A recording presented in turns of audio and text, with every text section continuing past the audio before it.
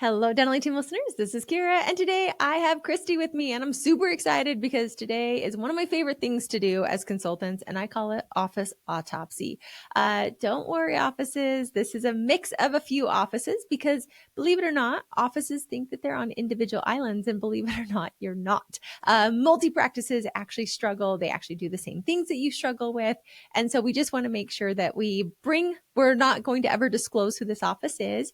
We will mix a few offices together, but I think for people to see what the office's pain point was and then what as consultants we're able to do. Kristy, we have some really fun ones. And so Kristy and I decided we wanted to podcast today about some office autopsies of what in hopes to help more offices. So Kristy, welcome to the show today. How are you?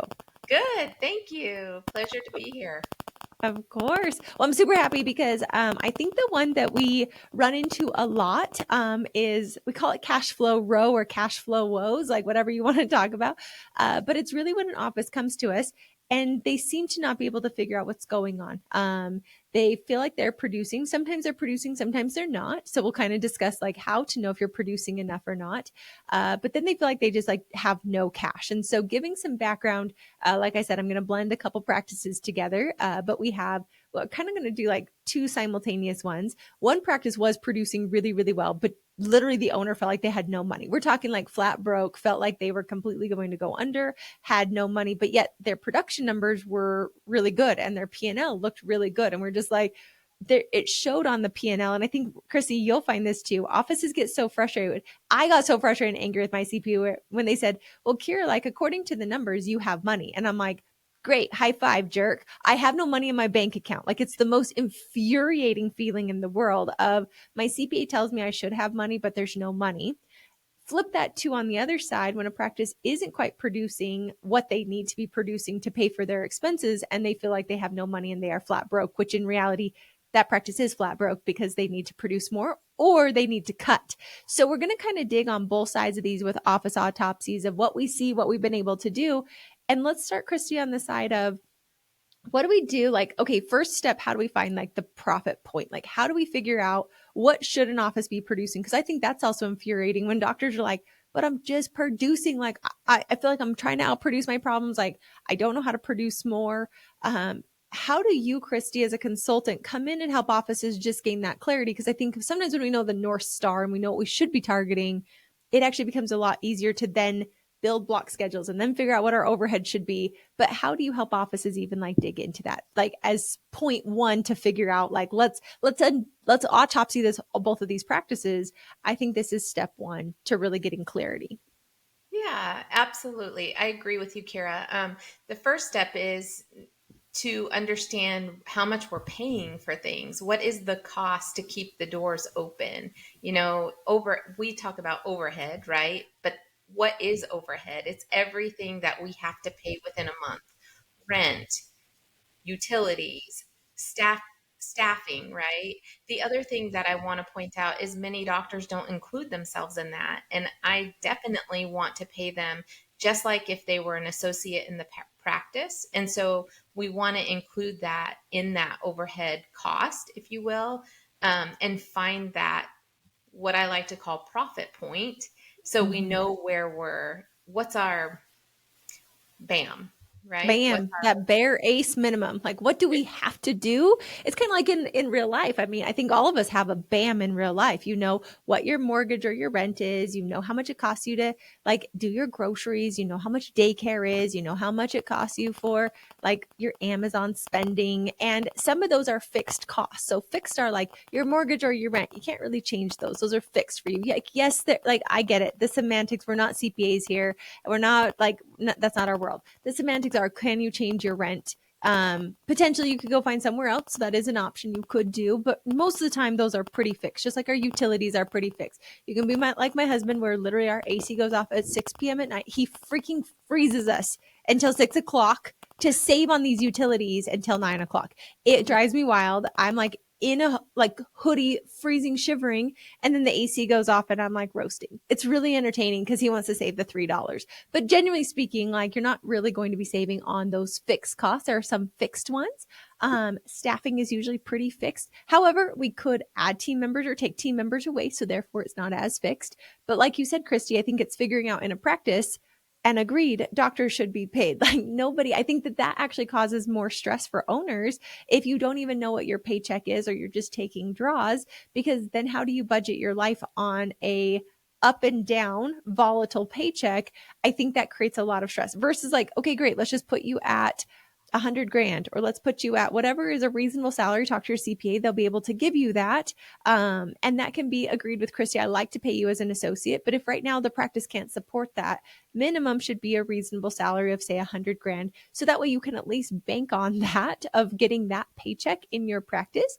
Sometimes you have to adjust that. But generally speaking, if we at least give you some type of certainty and clarity, that's going to help you then be able to budget your life around that too, in addition to budgeting your practice. Absolutely. In fact, Kiera, sometimes even with startup doctors, I like them to even keep a spreadsheet of their production as if they were paying them as an associate. Agreed. And then when they start to get profitable, we can back pay those wages. But definitely they have to take care of themselves first. I've even seen where they get a little bit of animosity, if not, right? Like, my staff's driving these cars and they're getting their nails done and they're doing things and I can't even pay myself. So I think it's very important that we understand what that is and work toward that. Number one, if we're not there. And then if we are there, adding additional percentage to that, which us as consultants can help guide that depending on your goals. If it's paying down debt, paying you as an owner doctor, and we follow the EOS system. So adding those buckets for taxes and those sort of things that come up and we can be prepared for. Yeah.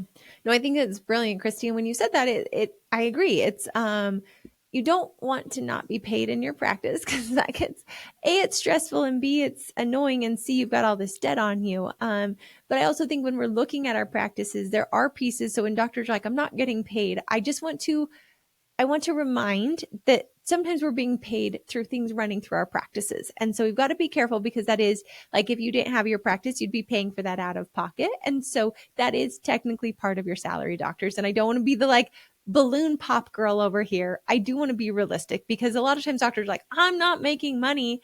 And I'm like, but you forgot that these things are running through your practice. So you are being paid for those, or those things are no longer coming to you, which is totally fine and legal. Talk to your CPA. Like, we want you to do that. There's nothing wrong with it. But when we're looking and we're like stomping our foot saying we're not being paid, sometimes I even have to remind myself of like, yes, but Kiera, if you didn't have the business, all those costs would be coming out of your W-2 paycheck, not your business write-off. So agreed with Kristy. When we're looking at this, step one is, let's find that BAM. Let's find that profit point. Let's find out what you have to produce. And then from there, what we need to find out is also, in addition to that, how much is our debt?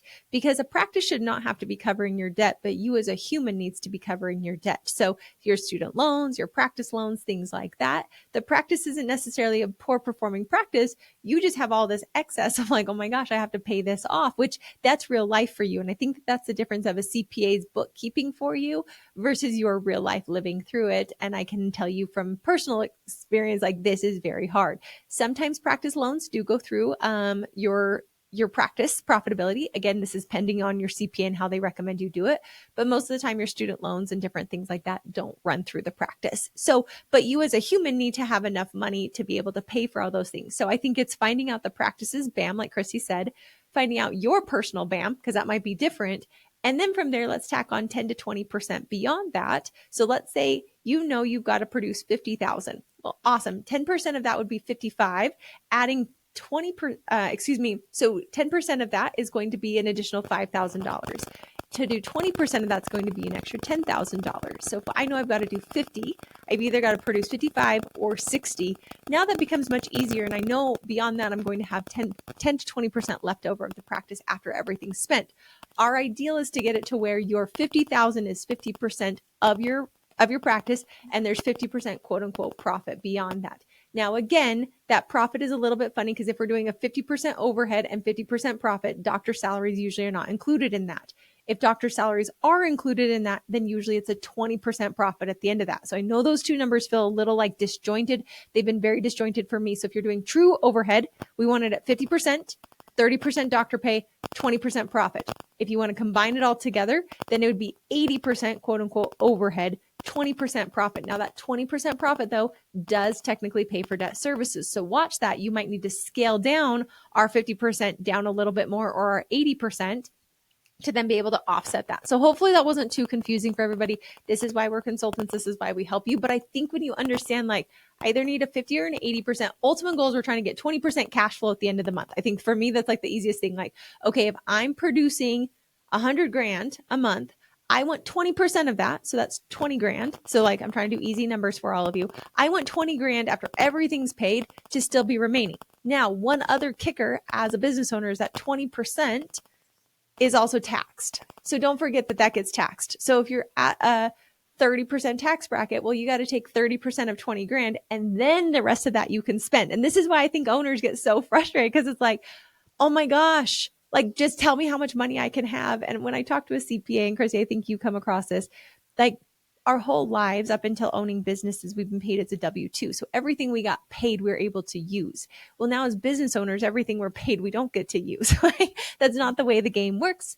And it's due to write-offs and different pieces like that. So I think just knowing the rules of the game. I remember being so frustrated with my CPA, and I said, I feel like you're playing Monopoly with me. Like, just tell me the dang rules. So, and like, don't tell me like, no, you can't pass go, but you can pass go if you do X, Y, Z. But then like, no.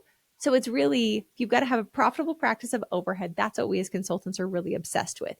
You also, as an owner, need to be responsible of how you spend. That's not to say you can't spend, but you do need to spend responsibly, and you do need to set aside your taxes. And I think when you have all those pieces set up, then you can have guilt-free spending, because you're paying yourself. Plus, you know what your true profit is. You've saved for taxes. You've saved for a rainy day. Like Kristy was saying, we can put buckets into place to pay down more debt. We can put buckets in place for emergencies in your practice. We can put buckets in place for vacations. I have a doctor I was just talking to on Alaska cruise, and I was like, how's that bucket working out for you? And he's like, I love it, Kiera. You set it up for me, and I know how much I can spend on vacations. I know how much of my paycheck goes into that portion. He also used to spend an absurd amount on CE. So we set a true budget of how much CE money he could use. But that's kind of where you then, as owners, aren't just trying to waffle through this, and actually can figure out those profit points. And I do think, Kristy, like, as much as we've belabored this so much at the beginning of this podcast, I feel this foundational piece is what makes owners crazy, because they don't know the rules of the game. So they start spending all the money. Then you get this huge tax bill. Then you feel mad. Then you feel like you have no money, when it's like, no, you did have money. We accidentally spent it. So now we got to make up for it later because we didn't put these rules of the game into play. Kristy, you might have a simpler way to do that. What are your thoughts around that? No, I agree with you 100%. Otherwise, what I find is, business owners, doctors, they just come up with this arbitrary number that they want to hit. But again, just because we're producing something doesn't mean we're profitable. And so Yes. they go together, but we have to understand the difference. I agree. And I love that you said that, because production feeds the ego and profit feeds the family. And so it does not matter what you're producing. And I agree with Kristy. It's like, I want to produce 100 grand. I want to produce 200 grand. Well, high five. Let's help you do that. But on the flip side, let's make sure your expenses are there. And there's another practice I'm thinking of right now where they're like, we have no money. And I'm like, all right, if we have no money, truly, it's let's do the checklist. Number one, like, do you see me even scratch my head? I'm like, if you're not watching the video, just know when I hear people say I don't have money, I'm like, all right, it's either a production issue or a spending issue. It's one of the two. So just know those are the only two levers for when you're saying I don't have money. It's either actually there's a third. There's technically a third, and that is a collection issue too, because we're either not producing enough, and if we are producing enough, we might not be collecting enough. And if we're doing both of those two things, then it's a spending issue. So let's break it down to this office autopsy. Kristy, let's go for a practice that is producing enough. They don't have money. How did you fix, or how did you find out that this practice had a collections issue? Yeah, well, number one, we would look at how much was their net production and how much are they currently collecting. My minimum benchmark is always to be at 98% Agreed. or higher. Obviously, if we can get reservation fees to pre-collect on things, we may see that up a little bit higher. But if they're not at that 98%, what can we do to get them there? What's getting in the way? Is it patient? Is it insurance? Are we not submitting clean claims and getting them back in a timely fashion? But definitely that would be the first place to look. Yeah. And so Chrissy just said the benchmark. If you're not at 98% collections, then there's a problem. Second piece is look at your AR. And if you have more than 1 month's worth of production in your AR, we also know it's a collection problem. So when we diagnose on this practice, I remember we talked to a doctor and they're like, Kiera, I have no money. Chrissy, I have no money. And I remember we're like, so actually you do have money. Believe it or not, the money is there. It's just sitting in uncollected amounts. So Chrissy, you even went with another office and like they didn't have money and you just straight up called. You like went with the office manager and you guys just picked up the phone and started calling on balances to get the money. And I really want doctors to know. And Chrissy, I think this is the infuriating part as a consultant where I'm like, no, like you're producing well. You just have to collect the money that you're producing and don't even feel bad about it. So what do you do for teams that don't want to collect, that have these big ARs? Like what are a few simple steps to like, if that's my practice, if hi, Kristy, I'm the doctor today. My team just does not want to collect money and I feel like I can't pay any bills. What do you do in that scenario as a consultant, Kristy? Yeah, well, I think we have to dig deeper into their own, like the team members' own biases and what's getting in the way, and get them comfortable to realize that we're not doing good by our practice and or patients if we're not collecting those balances. So really seeing what's the roadblock and let's work through it to overcome it because people deserve the care. Patients deserve to be healthy. And part of that is also paying for the treatment, right? Mm-hmm. So just digging deeper, figure out what's getting in the way and helping them to overcome, create some verbiage for them to feel confident in being able to collect. Yeah. And Chris, I think you do an amazing job as a consultant. I think this is where I love being consultants is like you will actually help them sometimes call on accounts and help them see how easy it is. And I also think when we're looking at AR, let's get our best bang for our buck. So like let's sort it to biggest balances and let's call on those first. Like let's figure out different pieces. And like you said, there might be a myriad of reasons why your team members don't want to collect. I don't think typically it's due to the fact that they don't want to collect. I think they're just scared. There's fear. They're afraid of a patient being mad. They're afraid of not being able to explain the balance on the account. They might not understand why insurance is denying claims. Billing is a whole black hole, just so doctors understand. Like there are a lot of nuances there. But I think on that side, if you are producing, like I remember this practice, they were producing like 150 to 200. And I was like, what do you mean you don't have money? And we looked at the P&L and we're like, no, according to your P&L, you have money here and we just realized it was a lack of collection process. We implemented that. Chris, you helped this practice. They started collecting, and now the doctor's like, wow, like 2 months later, I feel like I'm like happy as a clown because they literally have money now, but the money was there all along. And that's really like, I think a myth to dispel on this office autopsy is a lot of times the money is actually there. We're just not collecting. We don't have the correct processes in play to do correct insurance verification, to have better estimates, to collect in practice, to then have better ways that we are posting payments. We don't have a process for how we're calling patients and insurance. And if you don't have that whole process dialed in, that can actually get really daunting for a practice.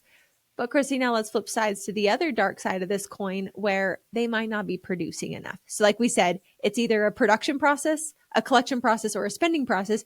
What do we do on the dark side where they're not producing enough? Like that's scary to me. So what do you do on that? I think there's like two zones here. Yeah, absolutely. Well, number one, once we figure out that benchmark, typically, Kiera, we go and look at how much are they diagnosing, right? If we're looking to hit 100,000, we typically need to be diagnosing minimum 3 times that number if we want to hit it, right? So where are we with diagnostics? And and then where are we in case acceptance? Like how, if we are diagnosing that much, how much are we actually getting patients to say yes to that treatment, if you will? Mm-hmm. And I think Chrissy, great point in that because it's twofold on this like dark side of the coin of if we're not producing, are we diagnosing enough? And if we're diagnosing enough, are we closing enough? And those are two different people actually in this scenario. So doctors, you have to diagnose. And if you're a doctor who's scared of diagnosing, a couple tools, like it's okay. I always tell doctors it's your moral obligation to diagnose. As a patient, if you were to go in and there was someone who saw, let's say you did a scan, like I've had multiple MRI scans on my brain. Do you know how mad I would be at a doctor if they chose, because like they don't know if I can afford it, if I don't want to hear the bad news, or like whatever it is, they choose not to tell me what's on my brain or a broken bone or if I've got something in my blood work. I would be livid. And yet, doctors, you're diagnosing, you're taking x-rays, and if you're not telling these patients what's going on, that's your moral obligation to do that. So if you're nervous about it, that's okay. I'm not here to tell you there's anything wrong with it. I just want to remind you that this is your moral obligation as a healthcare provider. So there's Pearl or Overjet of an AI solution that might be a solution for you. Or just diagnosing one more thing than you normally would. If you're used to like watching, that's okay. Maybe like just watch 75% of it, but diagnose one of those things that you would normally watch. And just notice patients don't get mad, they don't get angry. Remember, when you do get that frustration, it's just due to their expectations not being met. So if you can even help them co-diagnose with you, so having your hygienist call out their perio numbers, like, and let the patient know before they do it, like, hey, we're looking for the health of your gums. Anything above a 4, that's something that we need to watch. If there's bleeding, and I'm going to show you. So listen with me. You're going to hear, and then you'll be able to hear. Well, now that patient's listening actively with you of, wow, I heard like 7 4s, or I heard like a 6 in there. Now you don't have to try and teach them and say like, you've got perio. They actually heard it and they co-diagnose with you. You can show them x-rays of here's a healthy tooth. This is what a healthy tooth should look like. Now look at this tooth and what do you see?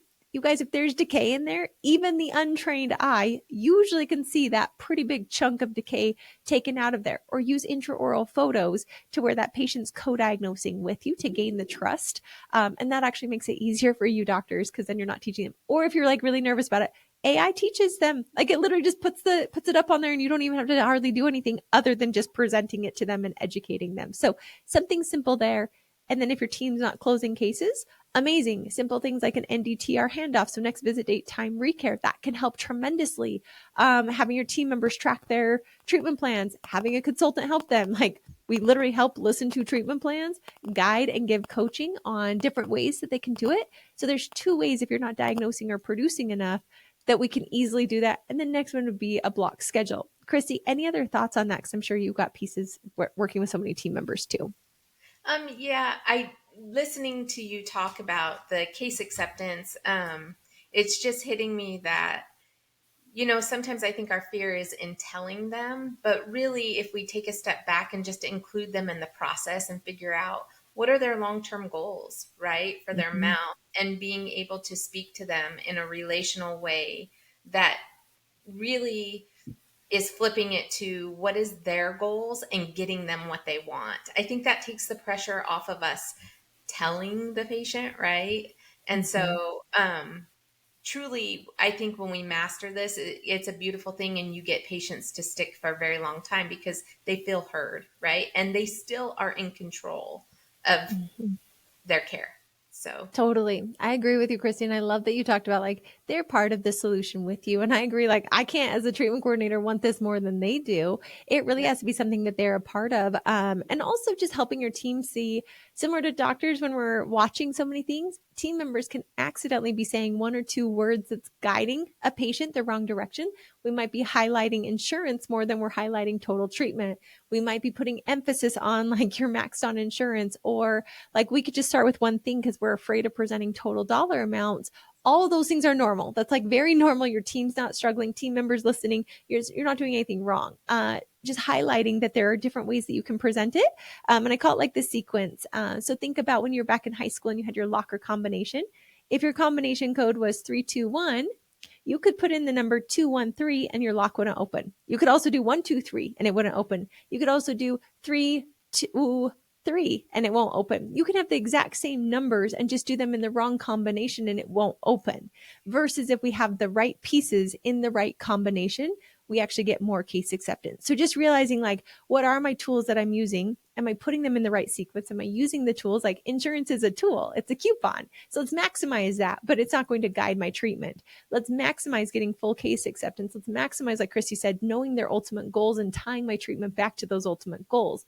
Just using the tools in the right sequence can also help with that case acceptance.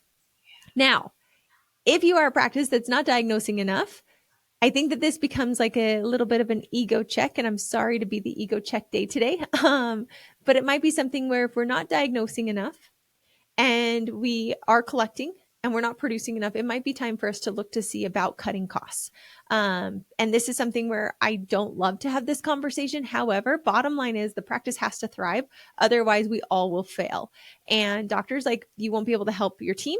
You won't be able to help patients. And ultimately, your livelihood is on the line too. Nobody is happy in this scenario. So when an office is like, I don't have money, great. We've looked to see, are you diagnosing? We've looked to see, are we collecting? We've looked to see our case acceptance. Like, let's check all the boxes. Flip side is, what are we spending money on? Immediately, I'm going to go to anything that you no longer need in the practice. So I know we might have been in the glory days doing all these iTero scans. Well, guess what? Glory days are gone. We're no longer there. And I hate to be Debbie Downer, but the reality is we need to sell that and we need to get out of that contract. Anything we are not using in the practice, we need to cut those debts off of us. And this is just a yucky moment. And I'm sorry, but you've got to do it. And as a business owner, this is your job as a CEO, is to watch the profitability of the business. Like, you have to, and you have to make those hard cuts. And I will tell you, you do it one time, you're a lot more cautious on things you'll purchase in the future. So we start cutting costs of things that are not paying for themselves. So if we've got extra equipment in the practice, if we've got other things that we can sell.